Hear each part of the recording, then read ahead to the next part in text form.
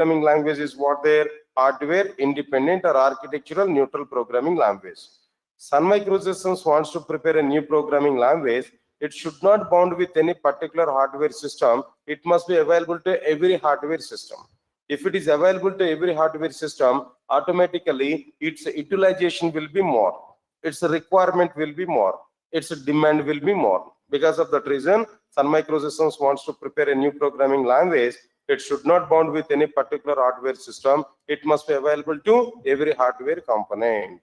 Right, so these are the features that Sun Microsystems wants to include. Finally, Sun Microsystems started to prepare a new programming language that was completed at the end of the 1992.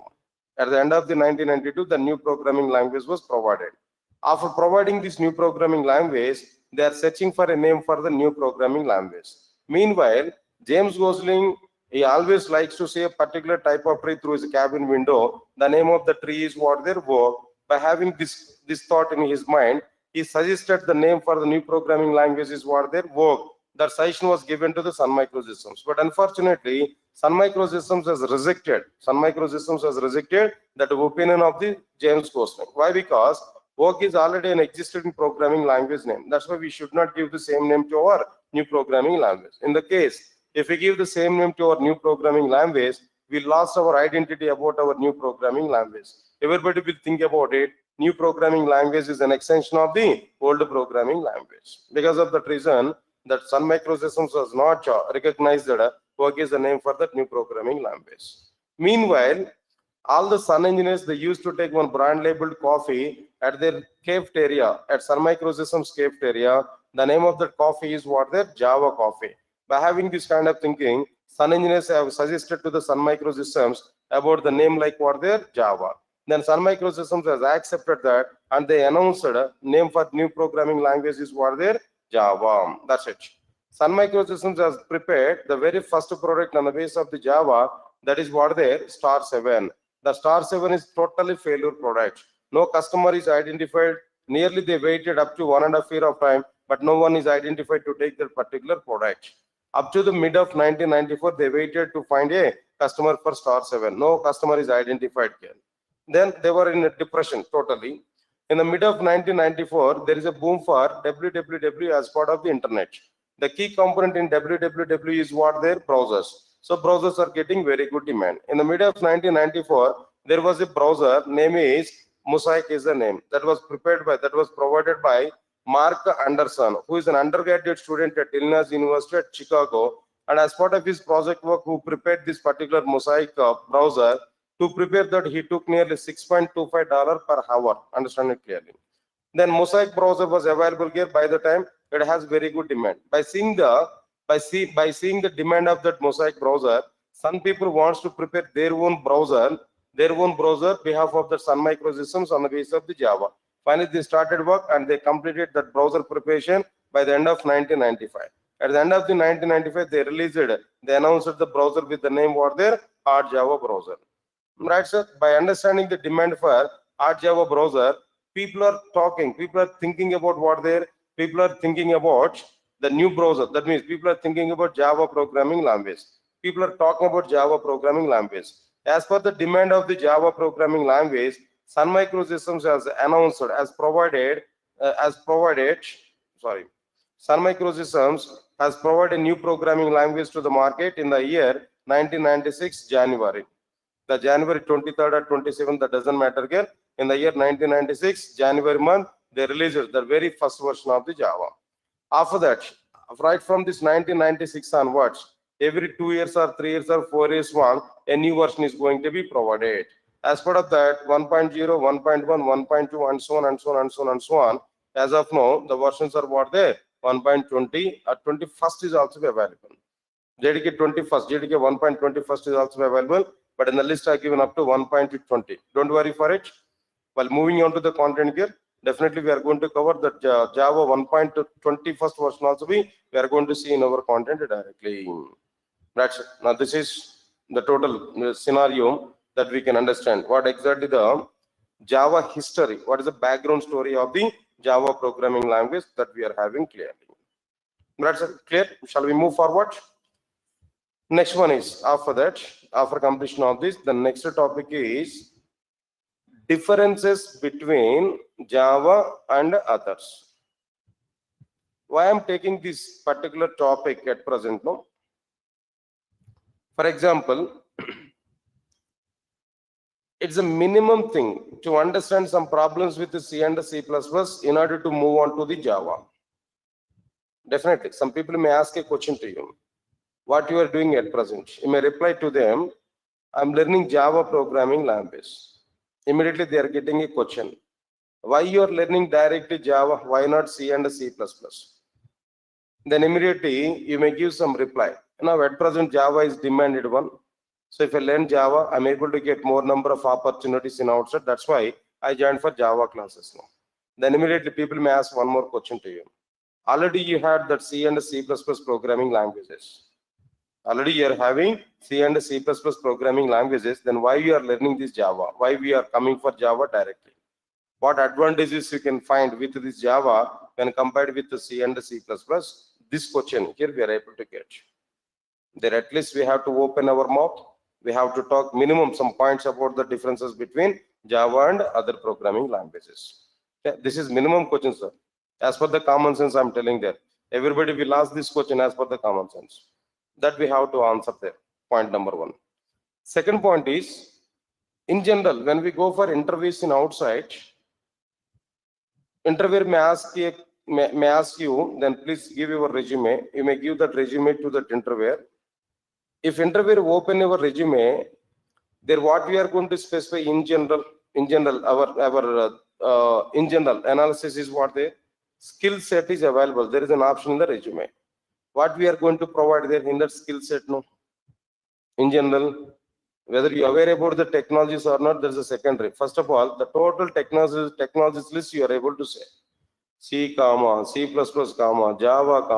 .NET, Python, whatever the technologies names you know.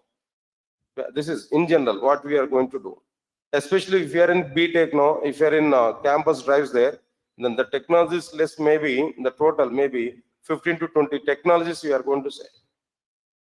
But please remember it, I'm telling to you clearly, don't provide the technologies unnecessarily inside your resume.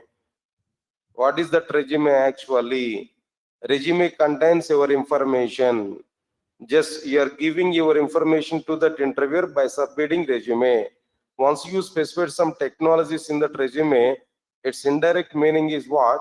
You are perfect in the technologies. Then you can ask any type of question from these technologies. That impression we are giving to that interviewer.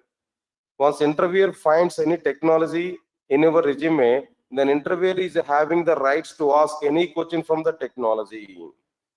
By having this kind of thought only, we have to keep the technologies list. But my suggestion is what they really, what technologies you know, provide the technologies only. Don't provide unnecessary technologies. If you know Java, then you can specify that. If you don't know Java, don't provide it. If you know C, then only put that C. If you don't know C, don't write it. Why you are giving unnecessarily some other technologies list to that interviewer? If you say some Python, Java, microservices and web services kind of technologies now, indirectly interviewer, we are giving information to that interviewer, we can ask questions on these technologies. If interviewer is asking that questions there on that particular technology, if you are unable to answer for them, it's a bad impression. That interviewer will get bad impression about you know.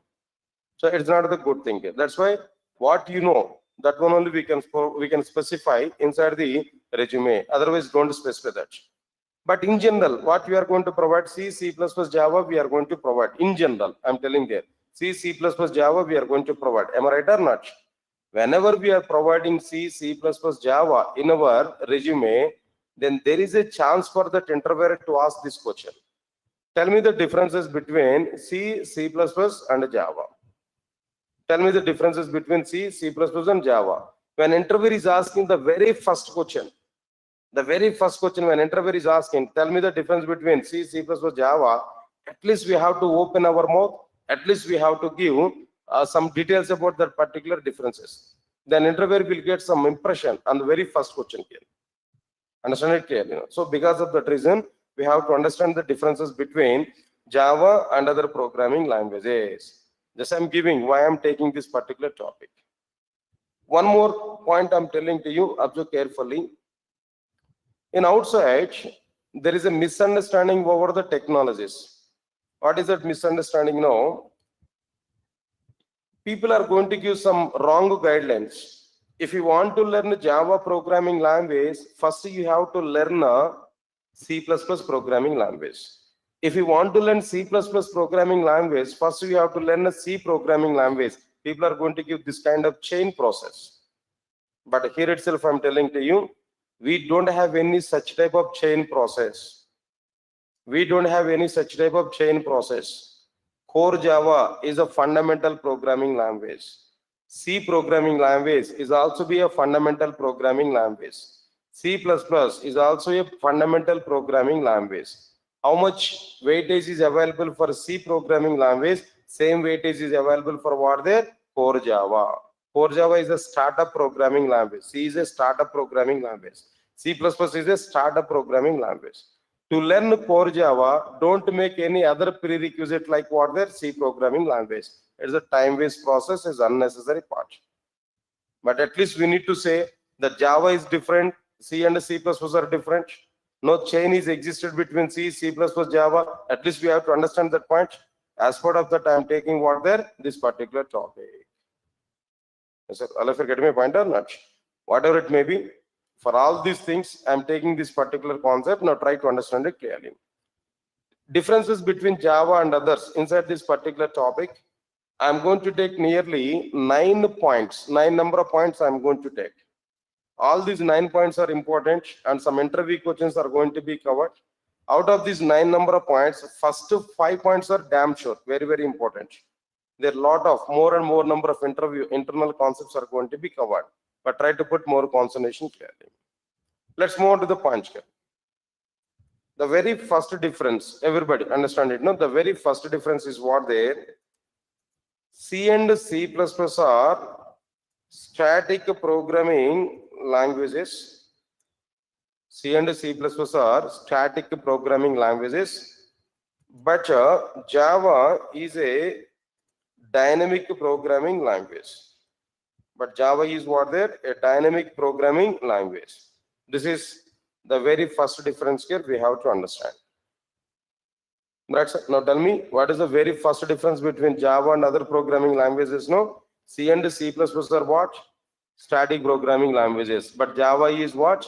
A dynamic programming language. So before going to understand C, C++, Java, whether they are static or dynamic, before that, first of all, tell me, when a programming language is a static programming language, when a programming language is a dynamic programming language, that we have to understand first. First, we have to understand what is static programming language. After that, we will think how C and C++ are static. First, we have to understand what is dynamic programming language. After that, we will understand when a programming language is dynamic programming language. Is that all of you are getting clarity on this point now? Now let me check it. When a programming language is C and when a programming language is a static programming language. Let's observe carefully. I'm going to give a diagram. Try to understand it clearly. Everybody put more concentration.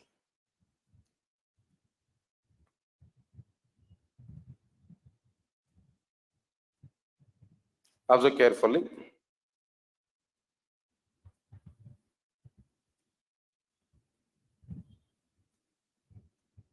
That's it. Now, for example, I have written a C program.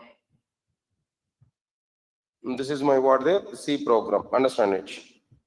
If it is a C program, automatically the file extension should be like what there?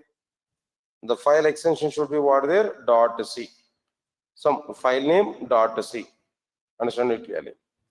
Now inside this file name .c, we are going to write number of instructions, number of lines, number of instructions. Here we are going to write number of instructions. I have written this C program. Clear? Now tell me, for what purpose we have written this C program? If I execute this C program, then I am able to get some output. For the sake of that output only, I have written the C program. Am I right or not? So execution required or not? Execution process is required or not? Let's understand it. Here I am going to take execution process. This is like what I am telling to you, execution. When we execute the C program, automatically some outputs are going to be generated. When we execute the C program, there we are able to get what there some outputs. Everybody understand it clearly? Execution that I am going to take. But I have a question now. Who will execute the C program? Who is going to execute the C program? Any idea? To execute a C program, one engine is required. What is required? An engine is required. A mission is required. That engine is called C engine. That engine is what there? C engine. Its name may be anything. General term, C engine. It executes C programs. Then what is that flow of execution actually? When we provide C program as an input to the C engine will execute the C program, and the C engine will provide some outputs. C engine will provide what there? Some outputs as an output from the program. This is what exactly the process here we are understanding. All if you're following up to know, nothing is difficult, very simple point only. First of all, I have written C program. I have given the C program to the C engine. C engine must execute the C program and it has to generate some outputs. That's the process here. But here there is a small problem. Try to understand the problem. Who has written the C program now? Tell me. Developer or not? Developer. Developer has written the C program in which representation actually? Developer is able to write the C program in a high-level language representation.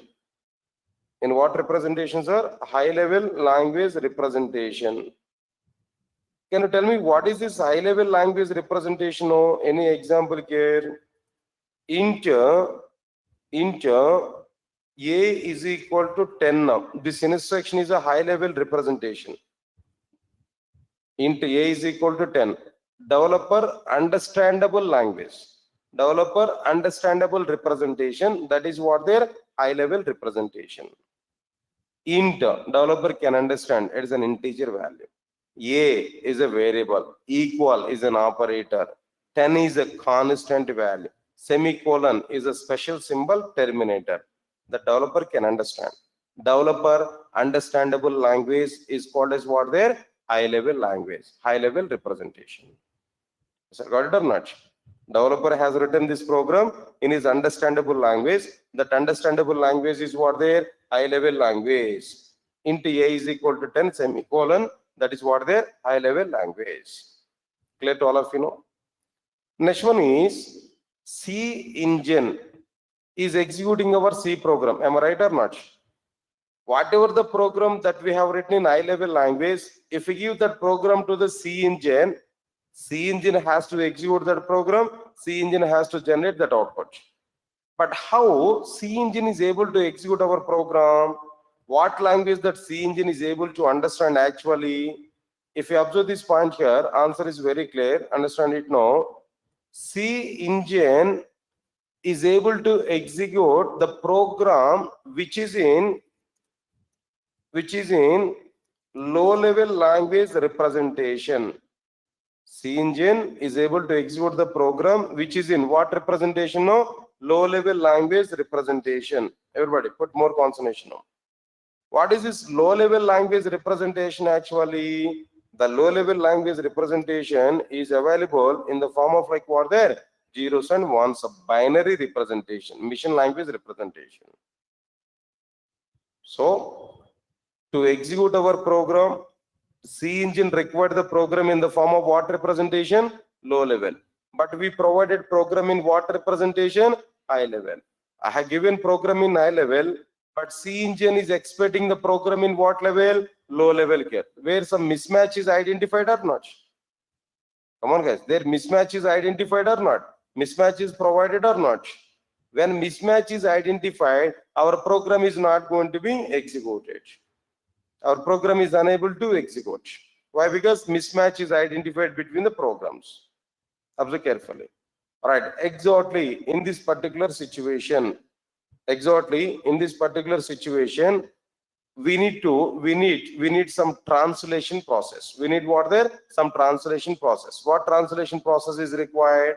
When developer has provided program in high level, that high level program must be converted to low level program. If we give that low level program to the C engine, then C engine can execute that low level program and C engine is able to provide some outputs. So here we require some translation mechanism or not? Some conversion mechanism is required or not? Because of that reason, here we are going to use a conversion mechanism, or else here we are going to use a converter. Here we are going to use what there? A converter or a translator. Here we are going to use a translator or what there? A converter. Here we are able to use. All right, sir. Now here I want to say like what the time being. This is like what there? Translator. Understand it clearly. Time being I want to use this is what there? A translator. Understand my point? What is the job of the translator? No. If we give high level program as an input to this translator will convert this high level program into a low level program. Translator will convert this high level program into a low level program. That low level program will be provided in the form of .exe file. That low level program will be provided in the form of what there? .exe file. Inside this .exe file, what data is available? You know, directly executable code is available. Directly what code is available? You know, executable code is available. Understand it clearly. Right, sir. Now this is like what I'm telling you, directly executable code. Inside this .exe file, we are getting what there? Low level code, directly executable code. When this translator provided this low level code, and if we provide that low level code as an input to the C engine, then C engine is able to execute that low level code and the C engine is able to provide our output. And if you get my process, can you understand it clearly? What is required now? Translator is required. The translation process is able to convert the program from high level representation to low level representation. The process of converting the program from high level representation to low level representation, for that purpose we are using a translation mechanism now. The translation mechanism is called as what there? Compilation. The translation mechanism is what there? Compilation. The translation process is what there? Compilation. Here we required compilation process. Now tell me, straightly I'm asking this question. Not only in the case of C, not only in the case of Java, not only in the case of C++. In every programming language, what is the job of the compilation? What is the purpose of the compilation? Now tell me no. What is the purpose of the compilation? Now tell me. Come on, here itself answer is available to translate program from high level representation to low level representation. Why we need this conversion? Why we are performing this type of conversion? The problem is the programs are executed by a mission. Programs are executed by a mission, an engine. That engine required program in what language? No, low level language only, mission language only. Because of that reason, we have to convert the program from high level representation to low level representation. Following or not? All right, sir. Because of that reason, we need to perform compilation. Compilation in the sense translating our program from high level representation to low level representation. Clear or not? One more point. All of you understand it? No? Who has written the C program, sir? Who has written the C program? Developer. Who is the developer? Human being or not? Come on. Human being, right? What is the fundamental right for human being? What is the fundamental right for human being? Taking food and sleeping now. Come on. Huh? The fundamental right for human being is what there? Committing the mistakes. Yeah, mistakes, definitely. That is the fundamental thing, right? Every human being will commit the mistakes. See, even if I call James Gosling here, to write Java program, he may have a number of errors. Even though he is the inventor of the Java programming language, when he write the first program, he may have a number of problems, a number of errors. So mistakes are very common. Having errors or having mistakes is not a crime. Getting errors inside our program is not a crime. But what is crime? Without checking the program, whether the program contains errors or not, without that, trying to execute the program is a crime. I get my point or not? Without error checking, trying to execute the program is a crime, is the biggest crime. But we are going to check whether errors are coming or not, mistakes are available or not. If we have mistakes now, then we will correct that mistakes, then again we will go for execution. But without checking errors are available or not, directly executing program in the sense what there is a crime. Say for example, you prepared a product. Without testing the product, will you buy that product to the customer? If you want to buy that product to the customer, or if you want to sell that product to the customer, first of all, proper testing is required or not? Proper testing is required or not? Then part of the testing, each and every corner we are going to check. If everything is perfect, then only we are going to sell that product to the customer. Understand my point? Similarly, I have written a program. Before going to execute the program, first of all, I have to check whether my program contains any mistakes or not, errors are available or not. Right, that error checking responsibility is also be taken care by compilation. Our compilation will take the responsibility of what there? Error checking. Finally, two responsibilities are available for compilation. What are the two responsibilities? Now tell me. What are the two responsibilities? Can you tell me? First one is what there? Come on, guys. What is that first one? Can you translating program from high-level language to low-level language. And the second one is what there? Error checking. Understand it clearly. Translating program from high-level language to low-level language and error checking are the two responsibilities of what there? Compilation. Yes, sir. Got it or not? Fine, sir. Finally, compilation is completed. Execution is also be completed. Finally, here we are getting what there? Outputs. Please, all of you listen carefully. I'm going to introduce some terminology. Understand it now. So, why I'm discussing all these points? At least, are you getting clarity? Why I'm discussing all these points now? Because of this particular point. To understand this particular point, I'm preparing the ground.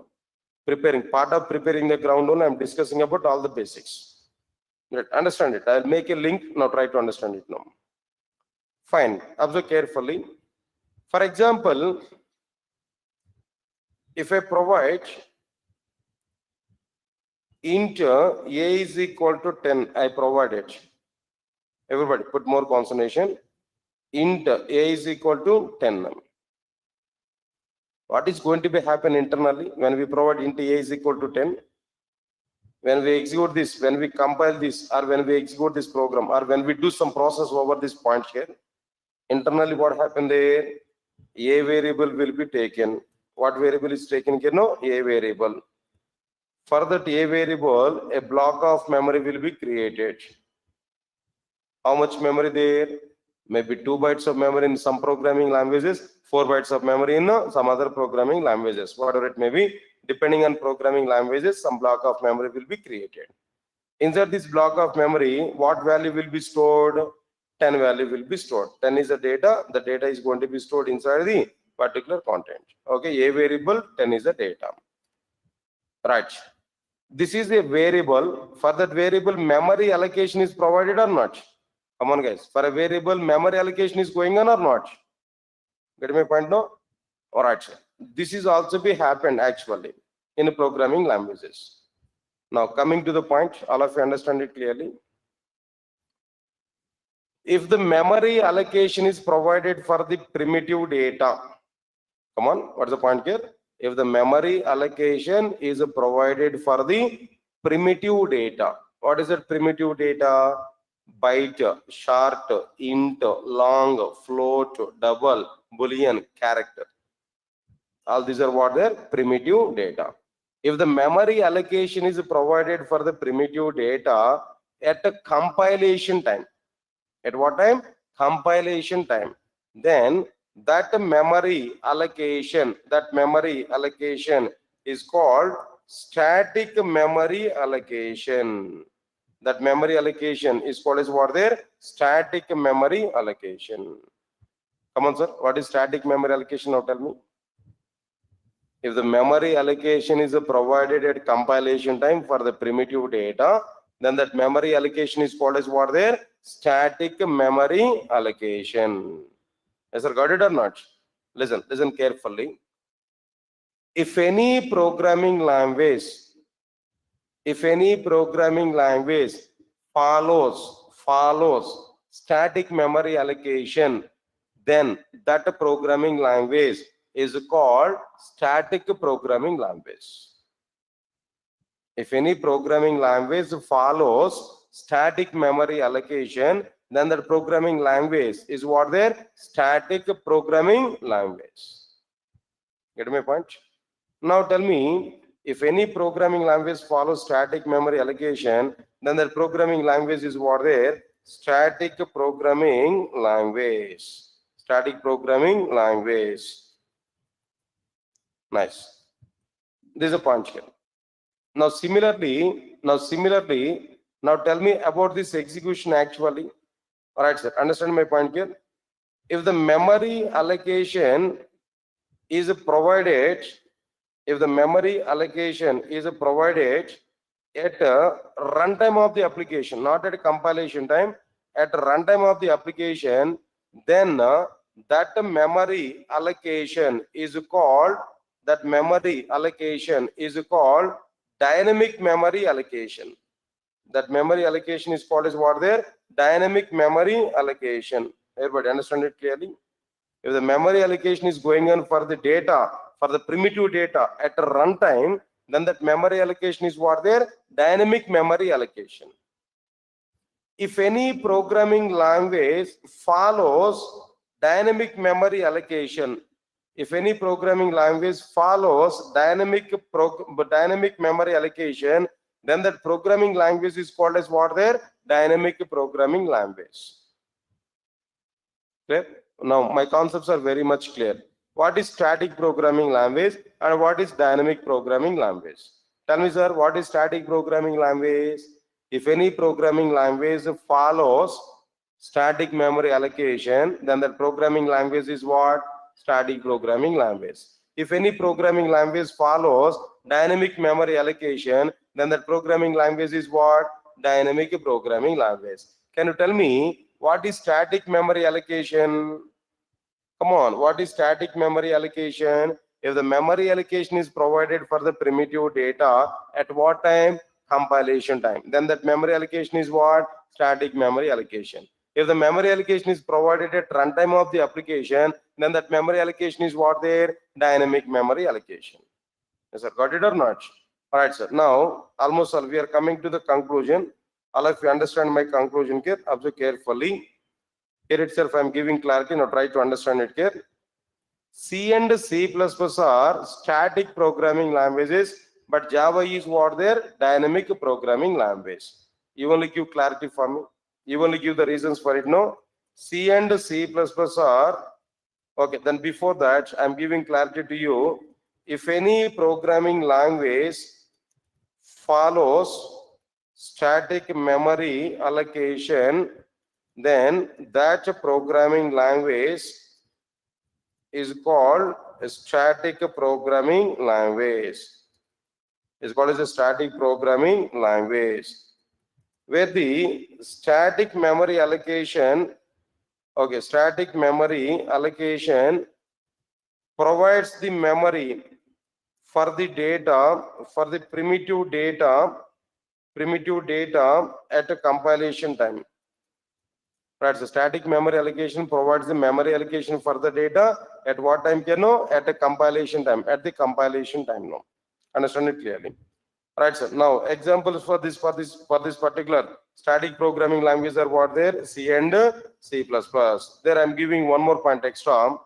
In C and C++ applications, memory will be allocated allocated for the data at a compilation time only, not at a runtime. That's enough. In a C and C++ applications, memory will be allocated for the data at what time? Compilation time only, not at what time? Runtime. Clear? It's very clear. Understand it now. Right, sir. That's okay, fine. Next one is after completion of this static programming language information, what about the next one? Dynamic programming language. Then what is the meaning of this dynamic programming language, sir? The same as it is. I'm going to provide these points here now. As it is, small changes. No. Now tell me what changes here we have to provide there. If any programming language follows what? Dynamic memory allocation. Dynamic memory allocation. Then the programming language. Then the programming language is called what? There dynamic programming language, where the dynamic memory allocation provides the memory for the primitive data at what time, sir? At the runtime of the application. At the runtime of the application. That's it. Examples for dynamic programming language is what there. Then so many examples are available: Java, Python, and so on, .NET, and so many examples are available. Now tell me, in Java applications, memory will be allocated for the data. Sorry, memory will be allocated for the data at what time? At a runtime only. At a runtime only, not at a compilation time. Not at what their compilation time. That's it. So this is the description about like what the very first point. C and C++ are static programming languages, but Java is what there a dynamic programming language. Or if you're getting clarity on this point now, see, one time if you understand it, that we have to fix in your mind. You should not forget it. Maybe after 1 week of time, if I ask the same question, tell me what is static programming language, what is dynamic programming language, you have to give answers for my question. Effectively, we have to provide answer for my question. Yes, sir. All of you ready for it now?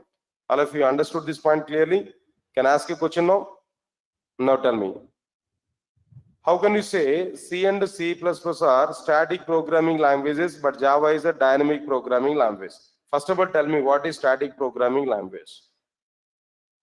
Come on. If any programming language follows static memory allocation, then that programming language is what? Static programming language. Tell me what is static memory allocation? If the memory allocation is going on at what time? Compilation time. Memory allocation is performed at the compilation time. Then that memory allocation is what there? Static programming language. Examples for static programming languages: C and C++. Okay, fine. What is dynamic programming language? If any programming language follows dynamic memory allocation, then that programming language is what there? Dynamic programming language. Tell me what is dynamic memory allocation? If the memory allocation is provided at what time?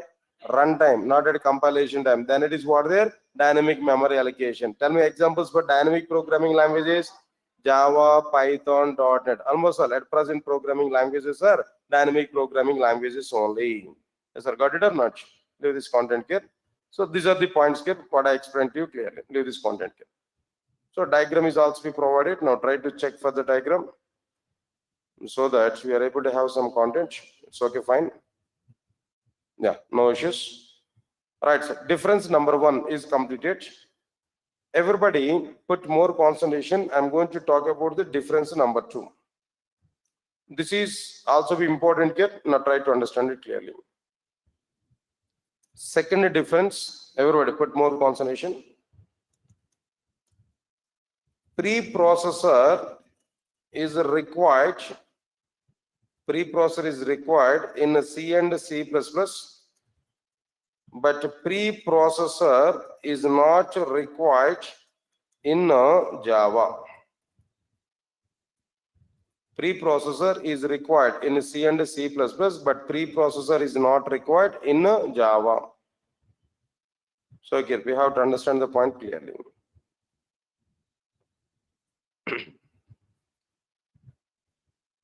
Before going to understand Preprocessor is required or not required in C, C++, Java. Before all these points, first of all, tell me what is preprocessor? What is its requirement in programming languages? Where it is available in programming languages? That we have to understand.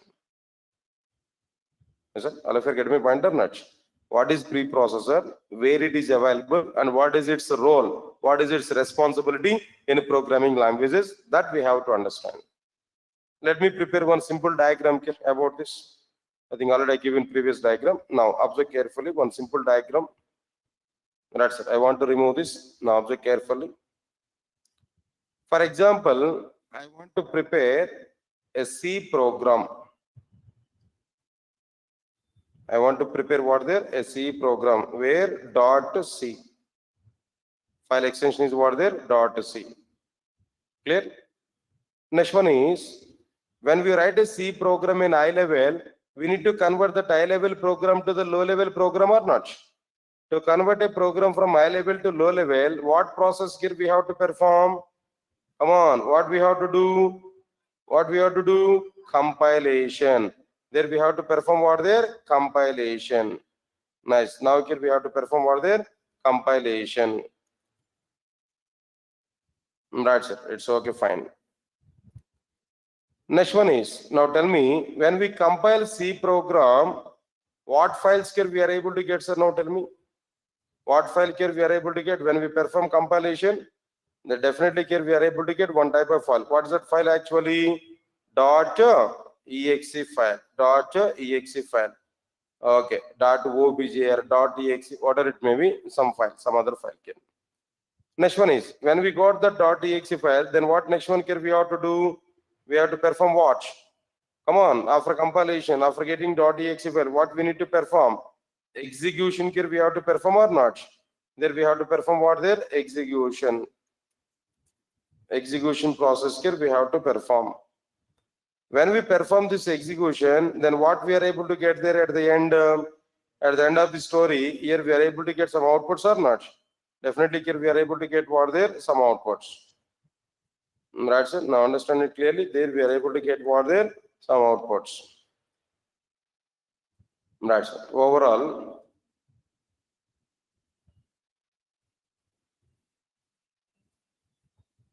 this is clearly C program, compilation, .exe file, execution, and what next one can know? Output. Clear. I want to elaborate the compilation process. What is going on inside the compilation? Just I want to elaborate it. If we observe the compilation process now, that compilation process internally 4 phases are available. In the compilation internally 4 phases are available. What are the 4 phases of this compilation internally? We can understand it. First one is preprocessor, and the next one is compiler, and the next one is assembler, and the next one is loader link editor. Inside the compilation, how many phases are available here? Overall 4 phases are available. What are the 4 phases? You know, first one is like what there? Preprocessor, and the next one is like what there? After this preprocessor, compiler. Next one is what there? Assembler. After this assembler, what next one? You know, loader link editor. Clear? All of you are getting clarity on this? Fine, sir. Now again, I want to elaborate this compiler internal structure. Compiler is a component inside the compilation. Its internal structure here I want to provide. Right. Now try to understand it. What is going to be happen inside the compiler? Inside the compiler, what internal structure is available? Let me check this. Right. Now, inside this, first one is what there? Lexical analysis phase.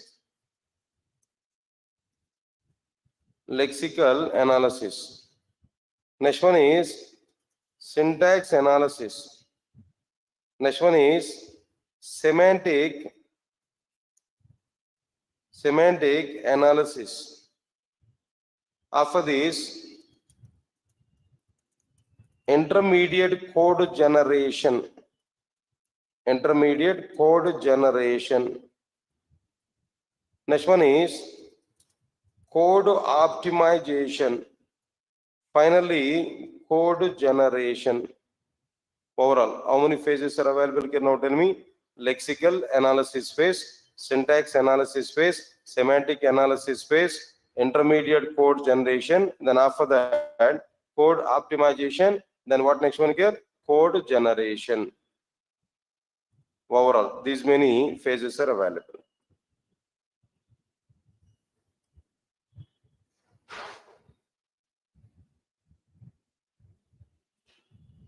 Clear? This is overall structure of the compiler internal structure here we are providing. Right, sir? It's okay, fine. This is completed. Now, from this, what we are getting clarity, preprocessor location. Here we understood. Where is preprocessor? If I ask you this question, then your answer should be as a first phase in the compilation. Preprocessor location is what there? The very first phase in what there? Compilation. This is our required point that we have to understand. The very first phase in the compilation. That's it. So we understood clearly the preprocessor location is what there? First phase in the compilation. Now let me take this diagram here. Later on anyway, I will give some description also. Good.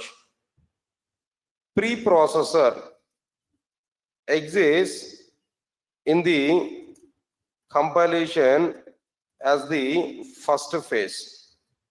Preprocessor exists in the compilation as the first phase. That's okay, fine. Location we understood. But what is its responsibility? What is its responsibility? What exactly the responsibilities are available for the preprocessor? Let us understand it clearly. Now tell me, first of all, tell me, in a C and a C++, in both the programming languages, the complete predefined library was provided in the form of header files or not?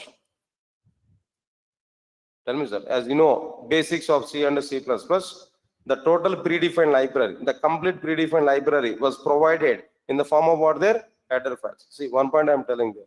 In every programming language, predefined library is available.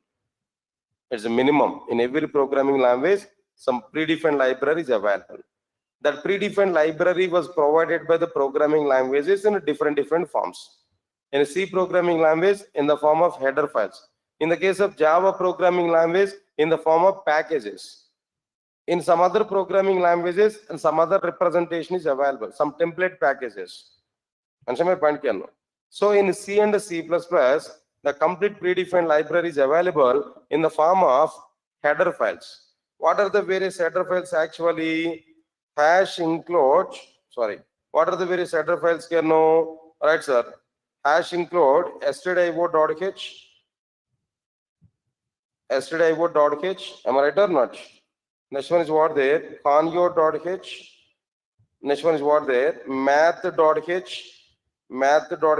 These are like what there? All the header files, what we are having clearly. Fine, that's okay, fine. Predefined library is available in the form of what there? Header files. I want to use this predefined library in my C program.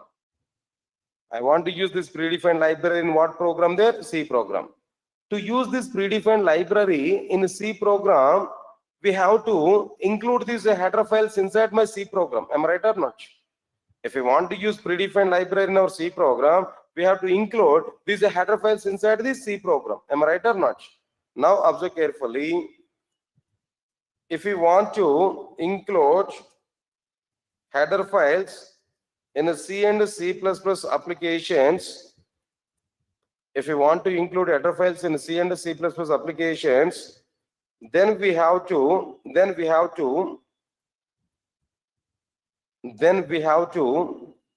include header files in a C and C++ programs.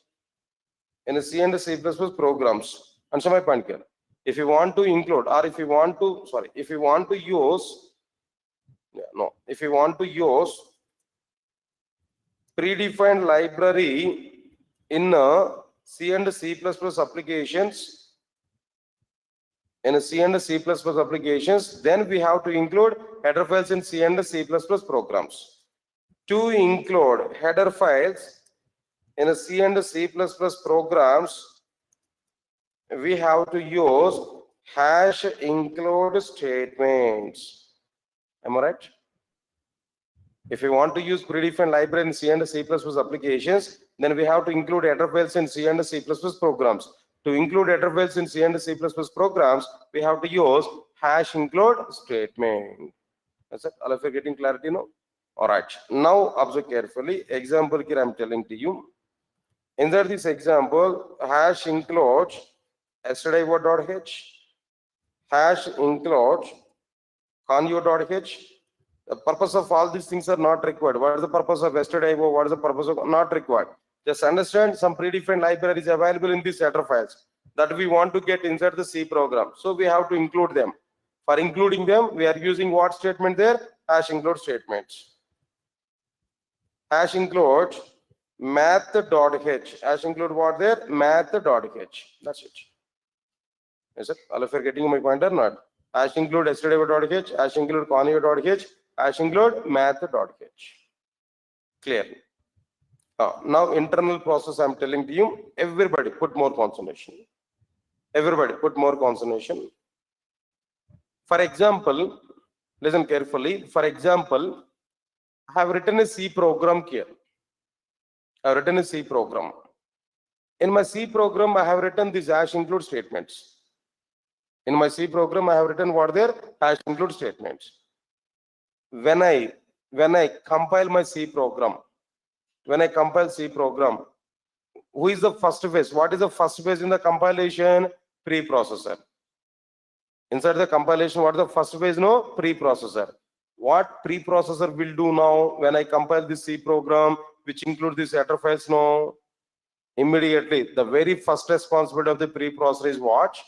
Preprocessor will recognize all these hash include statements.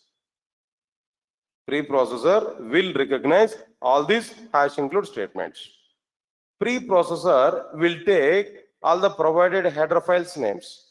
What are the header files names that we provided here? stdio.h, conio.h, math.h. Preprocessor will take all these header files names. After that, preprocessor will go inside the C software that we installed in our computer already. Preprocessor will go inside what there? C software. Inside the C software, predefined library area is available. Libraries are available. Inside that predefined library, preprocessor will check whether these header files are available or not. Preprocessor will check whether these header files are available or not. If these header files are not available in the C predefined library, inside the C and C software, if these header files are not available, immediately preprocessor will raise an error. Does not exist these libraries. But you said to me these libraries are available. I am checking now, but I didn't identify them. So these libraries are not available. It's a hands-out situation.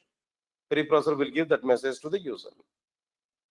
For example, if these header files are available, inside the C software, inside the C predefined library, then immediately what preprocessor will do now? Preprocessor will take these header files. Preprocessor will open these header files where executable code is available, library code is available. Preprocessor will load that header files code to the memory. Preprocessor will load all these header files content to the memory. Loading predefined library to the memory, at a compilation time. This everything is going in at compilation time. Loading predefined library to the memory at a compilation time is called static loading. This type of loading is called as what there? Static loading. Previously we understood static memory allocation. That is different.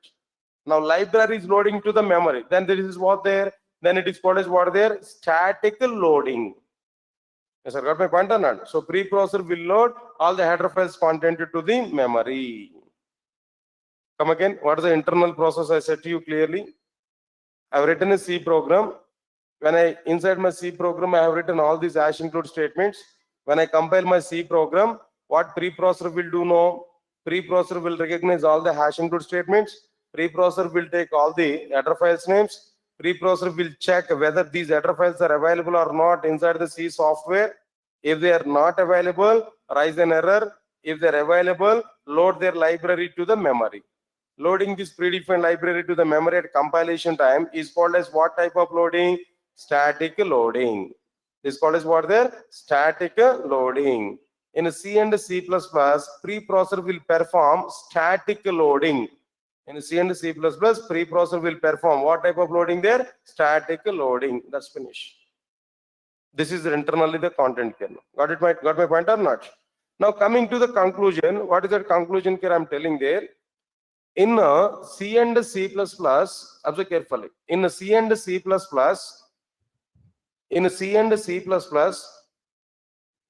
hash include statements are mandatory, or else maybe in C and C++, preprocessor is mandatory. Preprocessor is required. Why? Because in C and C++, hash include statements and header files are required. Answer my point here now. In C and C++, preprocessor is mandatory. Preprocessor is required to load all the header files contented to the memory. Because of that reason, preprocessor is mandatory in the case of what there? C and C++. Yes, sir. All of you get my point or not? All right, sir. Right, sir. Now, this is the point here I'm telling to you. Now, just give 2 minutes of time. I'll finish the total internal process here. Try to understand it clearly. All right, so now, if we compile C and C++ programs, then the preprocessor will perform the following actions. What actions that preprocessor is able to perform there? Observe carefully. Point number 1.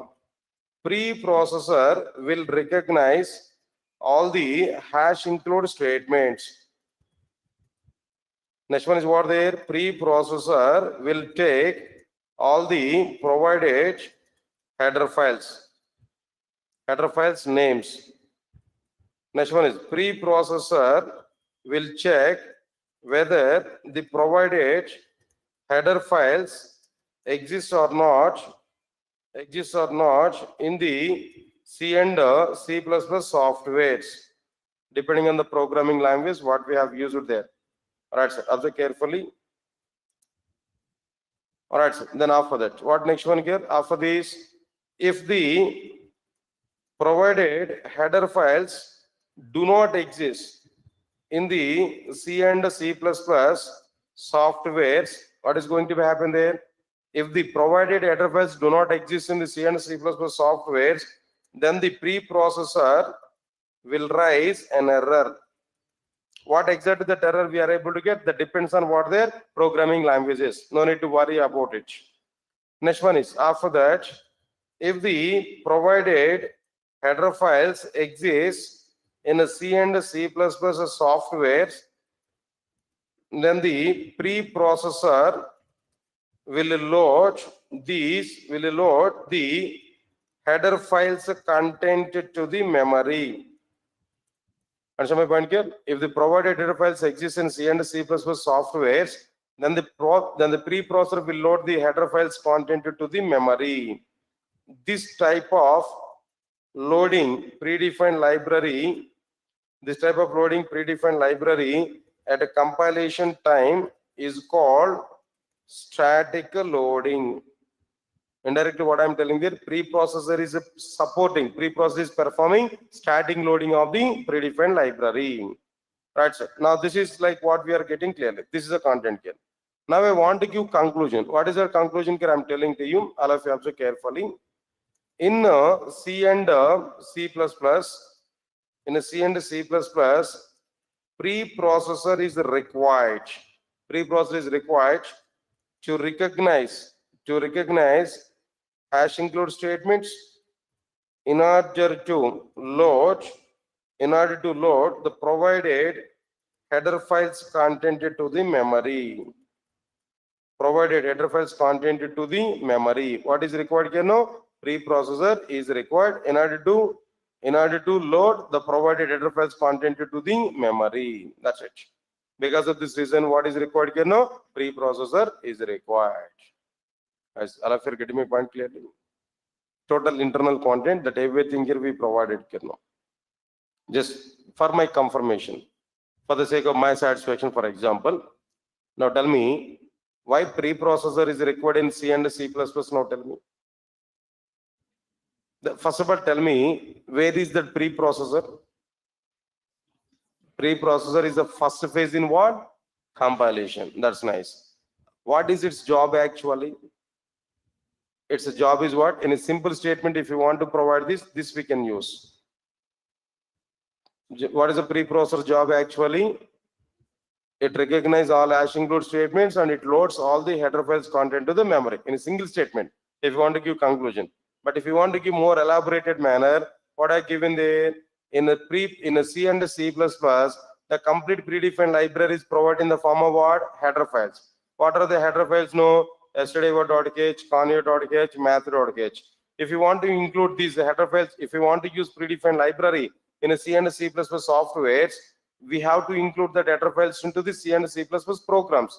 To include these header files in C and C++ programs, we have to use a statement. What statement here we have to use? Hash include statement. What are the examples for it? No, hash include yesterday.h, hash include conio.h, hash include math.h. That's okay, fine. If I compile C and C++ programs that includes hash include statements, then preprocessor will perform some actions. What activities that preprocessor is able to perform? What is the first one here? Preprocessor will recognize all the hash include statements. Preprocessor will take all the provided header files names. Preprocessor will check whether the provided header files exist or not in C and C++ softwares. If the provided header files do not exist in C and C++ softwares, then the preprocessor will raise an error. Then the preprocessor will raise what there? An error. If the provided header files exist in C and C++ softwares, then the preprocessor will load the header files content to the memory. This type of loading predefined library at compilation time is called as what there? Static loading. In a C and C++, preprocessor is required to recognize hash include statements in order to load the provided header files content to the memory. This is exactly the meaning of like what there? Preprocessor and its activity in the case of C and C++. Yes, sir. All of you get my point or not? Okay, fine. But now, for example, if I want to provide this is a diagram with respect to what there? With respect to C and C++ preprocessor. That point here we understood. It's okay, fine. Leave this content here. After this, I'm talking with you related to Java. In Java, preprocessor is not available. First of all, let me confirm the diagram here. No? I want to convert this entire diagram into Java, where preprocessor is not available. What changes are required here? Now tell me. First of all, that Java in the sense that file extension should not be .c. Now tell me, what is that file extension actually? .java. The file extension should be what there? .java. Compilation is okay. After compilation of the Java program, we are not going to get .exe files. In place of the .exe file, what files here we are able to get? No, .class files we are able to get. Understand this? .class files here we are able to get. When we execute these .class files, outputs here we are able to get. Whenever we are getting output, then what we are going to do there?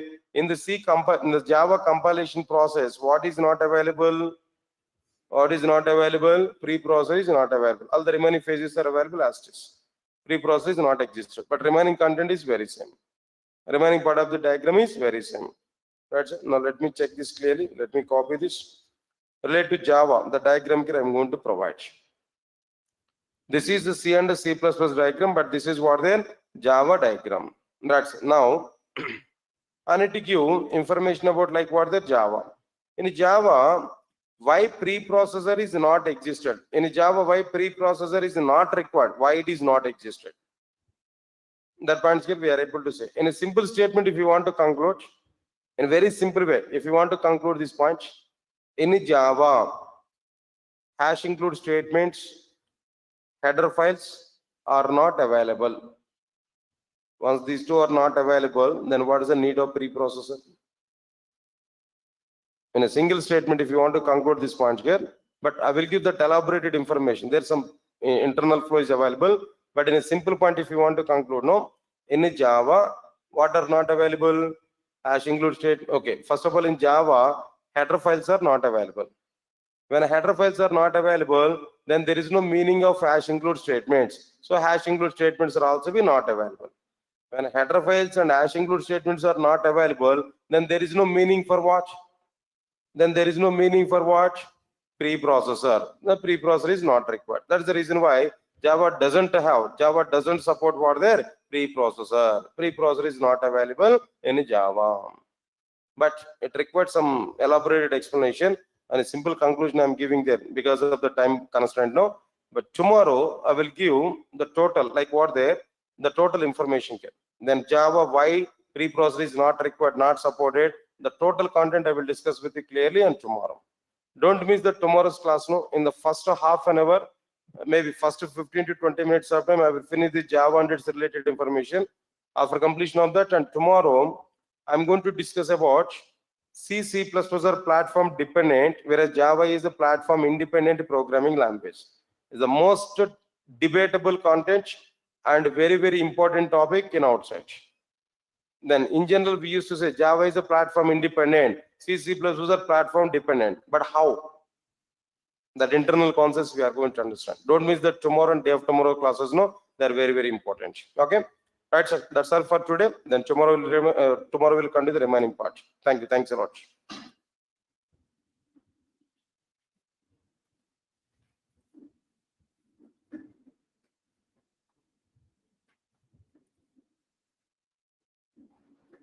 Yeah.